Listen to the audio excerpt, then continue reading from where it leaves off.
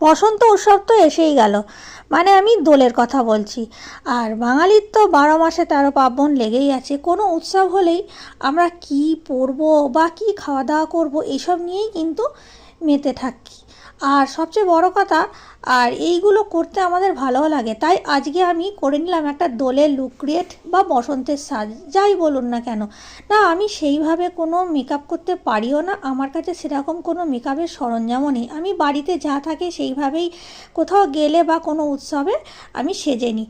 আর আজকে পরে নিলাম একটা ব্লু কালারের শাড়ি, আর তার সাথে পরে নিলাম একটা ব্লাউজ, আর তার সাথে ম্যাচিং করে পরলাম হচ্ছে একটা ইয়াররিং আর চুড়ি পরে নিলাম। আর টুকটাক মেকআপ করলাম। আর বাড়িতে ছিল পলাশ ফুল। পলাশ ফুল একটা, মানে কি বলবো, বসন্ত উৎসবের একটা অঙ্গাঙ্গিভাবে জড়িত আছে। পলাশ ফুলটা মাথায় দিয়ে দিলাম। এইভাবেই আমি সাজলাম। ভালো লাগলে একটু লাইক করবে।